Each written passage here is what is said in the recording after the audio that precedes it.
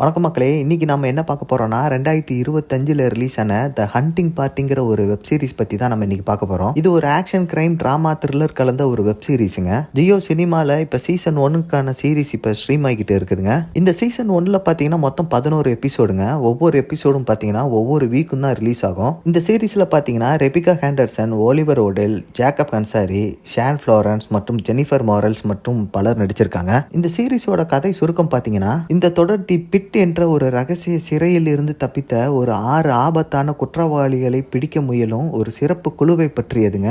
FBI முகவர் pegs Henderson தலைமையில CIA மற்றும் ராணுவ நுண்ணுயிரியல் அதிகாரிகள் இணைந்து தேடுதல் வேட்டையில் ஈடுபடுறாங்க.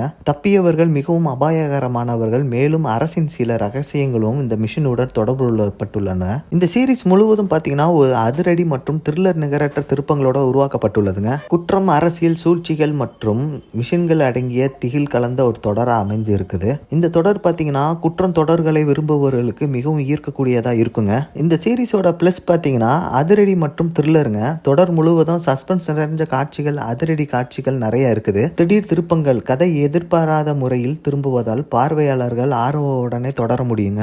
அரசியல் சூழ்ச்சிகள், ரகசியங்கள் ஆகியவற்றை கதையை மேலும் தீவிரமாக்குதுன்னே சொல்லலாம். அதே மாதிரி திறமையான நடிப்பு, முக்கிய நடிகர்கள் குறிப்பாக மெல்லிசா ராக்பர்ஸ் அவங்களோட கதாபாத்திரம் பாத்தீங்கன்னா நம்ப தகுந்த வகையில் செய்யப்படுத்திருக்காங்கன்னே சொல்லலாம். இந்த சீரிஸோட மைனஸ் பார்த்தீங்கன்னா மெல்லிதாக தொடங்குகிறதுனே சொல்லலாம். முதல் சில எபிசோடுகள்லாம் பார்த்தீங்கன்னா மெதுவாக போகலாம், சிலருக்கு ஆர்வம் குறைய வாய்ப்பு அதிகமாகவே இருக்கும். அதே மாதிரி இந்த படத்தில் பயமுறுத்தும் காட்சிகள் அதிகங்க. சில போராடும் மற்றும் கொலைவெறியான காட்சிகள் அதிகமாக இருப்பதால் எல்லாருக்கும் பிடிக்குமாங்கிறது டவுட்டு தான். அதே மாதிரி முக்கிய கதாபாத்திரங்களுக்கு பின்னணி குறைவாக விரிவாக கூறப்படவில்லைன்னே சொல்லலாம். மொத்தத்தில் இந்த சீரிஸ் பார்த்தீங்கன்னா ஒரு அதிரடி த்ரில்லர் மற்றும் குற்றத்தொடர் பிரியர்களுக்கு திருப்திகரமாக அனுபவமாகவே இருக்குங்க.